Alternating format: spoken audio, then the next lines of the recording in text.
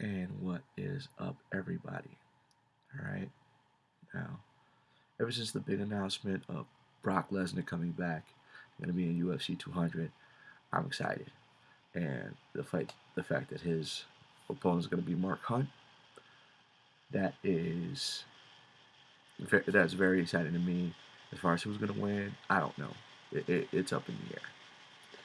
But Brock Lesnar's been catching a lot of flack for a couple reasons. One of them being USDA gave him a waiver for the fight, so he doesn't have to be drug tested prior to the fight. Due to the fact that him just coming off the pro wrestling circuit, he's supposed to be making an appearance at SummerSlam, so chances are he was juicing prior to that before before Dana White and him came to the conclusion, he needs to be able to step back in the ring. By the way, I've been juicing, so get that, at least gets that waiver, or for any other reasons, especially with the majority of the nonsense that so many people are getting busted for now. It's ridiculous. You don't see that in boxing. You don't see that in football. You only see this in MMA, and it is some of the dumbest reasons, some of the dumbest stuff I've never heard of. They're not even steroids. They're just banned substances, and people are catching a lot of flack for it. So for Brock Lesnar to get that waiver, whatever. At this point, another reason is because they're calling him. He said he's like Bo Jackson, and there's a lot of people who disagree. I would disagree with that too, being that I would consider him better than Bo Jackson. Don't get me wrong. I remember as a kid, the whole Bo knows, playing football and baseball and being really good at both. That's hard to do, and people will debate if pro wrestling is the actual sport. It is and it isn't. One thing's for sure, it's definitely a competition. I don't call the wrestlers competitors, but they are competing. The athletics that is required, you have to be an athlete to do that, and you got to show up. The performances you got to put on got to be second to none. You have to make people like you, and they're always going to push the people that are liked a majority of the time, I want to say. And Brock Lesnar had that look, being a two-time All-American wrestler, however many times national champion, this, that, the other, and for him to come into pro wrestling the way he did was ridiculous. I remember, like, first time I saw, like, I had not been able to watch wrestling for a while, and the first time I saw him, I was like, oh my god, if this was a real fight, Rock would lose. I thought maybe they would give The Rock a chance because of the fact that it was The Rock, but that's when he was more or less leaving to start his movie career, this, that, the other. So the torch had to be passed, and at the time, who better than Brock Lesnar? Especially since Brock Lesnar, at the time, became the youngest WWE champion in history. Then, a couple of years later, it was Randy Orton, but winning the title at 25. And again, it is a type of competition, because Brock Lesnar would not have been as popular in WWE if he had performed like Dan Severn. Dan Severn, there were certain things he was capable of. There were certain things that he couldn't do. But as Jim Cornette put it, these people didn't know how to work him. They didn't know how to sell him. Brock Lesnar made it real easy to be worked. He made it real easy to be sold. So when when he first stepped out into the ring, even though he was a bad guy, people still cheered for him. Bo Jackson, his college career, from what I hear, was amazing. I was watching the ESPN 3030, and it is like listening to his story. It's amazing. At the same time, it breaks your heart because for somebody as short-lived as his career was, to be cut so ridiculously short as it was. Oh, what winds up happening with Brock Lesnar is kind of the same thing. Uh, and they kept, and Bo Jackson, the 3030, they keep talking about how like some of the things that Bo Jackson did was like stuff from like an American tall tale. Well, let's see, in pro wrestling, not only was he, at the time youngest champion, um, he was able to not only pick up at fireman's carry the 500-pound, 7-foot Big Show, but he was actually able to hurl him over his own head in order to catch him at the F5. And not to mention his superplexing from the Big Show off of the top ropes and completely collapsing the entire ring. Whether that was staged or not, both men were knocked unconscious.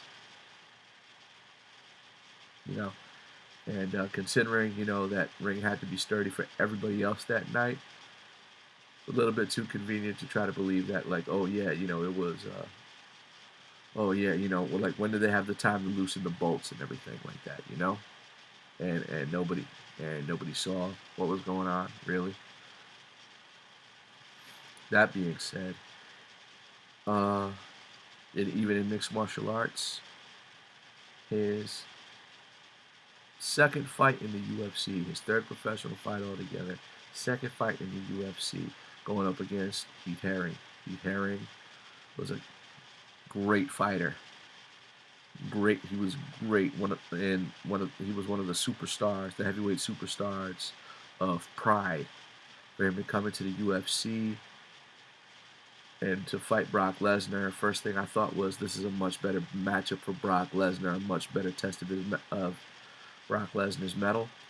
And for him to just not just Brock Lesnar to own Heath Herring, but the first punch that was thrown, the first punch that Brock Lesnar lands to Heath Herring's face, not just knocks him down, but rolls him back.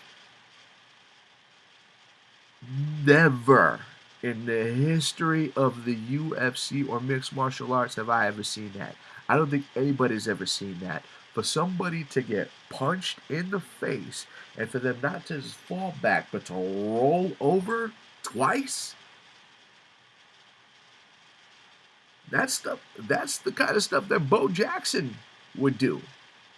In his, whether it be in football or a majority of the time it was baseball. Because for somebody as big as he was, to be as agile and to be as fast and as strong as he was, as fast as he could throw the ball back to the infield, was ridiculous. Then you got, and obviously he was just too quick, just way too quick for his, in his NFL career. Brock Lesnar was ridiculously fast too. Shocking. And then, of course, him actually winning the UFC championship.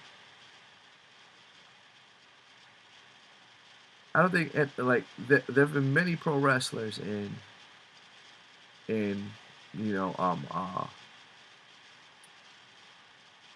mixed martial arts. No one has ever won the WWE title and the UFC title. Nobody's ever done that. And the UFC title. Closest, Ken Shamrock, being UFC Super Fight Champion, and then WWE Intercontinental Champion, WWF Intercontinental Champion, and WWE being the best, pro wrestling promotion out there right now. As stale as it is, it's still number one, and like they have no real competition. So unfortunately, like WWE is not going anywhere. And for Brock Lesnar to do that, says something about his ability. Then, of course, his first bout with diverticulitis, kind of like when Bo Jackson suffered that severe hip injury and comes back with an artificial limb and still able to come back and perform. Brock Lesnar, after his first bout with diverticulitis, which almost killed him, never supposed to fight again, comes back and suffers a massive beating at the hands of Shane Carwin the first round, only to turn it around in the second round and wind up submitting Shane Carwin with an arm triangle. Okay, great. Bo Jackson, unfortunately, in his short career, never won in his professional career. Never won a championship. He won the Heisman Trophy. Yeah, I think he won a college football season. Never won no Super Bowl. Never won a World Series. His batting average wasn't even that great. When he hit the ball, man, could he hit that ball. He struck out a lot.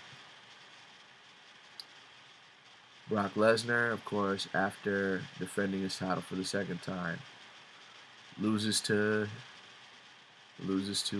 Cain Velasquez, and then, of course, loses to Alistair Overeem.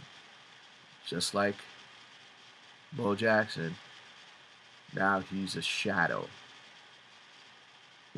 of what he used to be. For him to go back to pro wrestling, I already said I wasn't too happy about that. But then for him to continue in his kind of like the American Tall Tales that Bo Jackson would do, pick a referee supposedly unconscious outside the ring, steps out the ring, grabs the referee with one hand,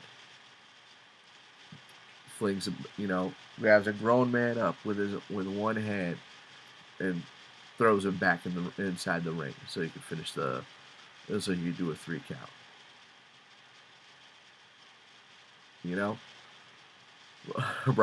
Like Brock Lesnar is a freak, and then even like before his SummerSlam match with The Rock, if you see the training video he's doing, that that stuff was ridiculous with those. I've never seen anybody do that with those pole workouts.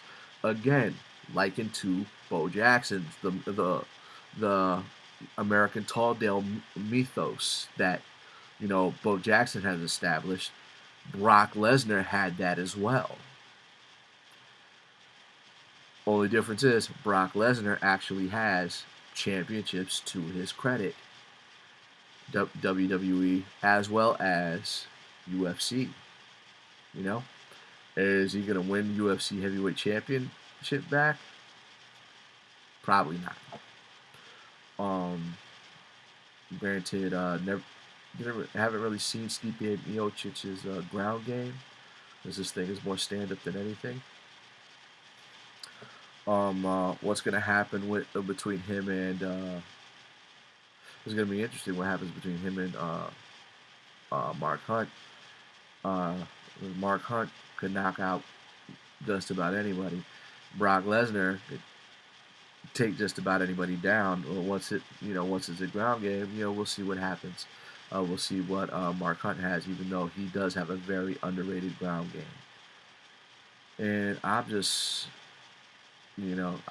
so glad that at least he's coming back for at least this one time. UFC 200 is going to be a ridiculously big show. Really looking forward to it. And for all the haters on Brock Lesnar, he wants to come back. Let him come back. I mean, hell. At least it's better than CM Punk's dumbass. And of course, God rest Kimbo, hopefully. And I'm done talking, so you guys have a good night.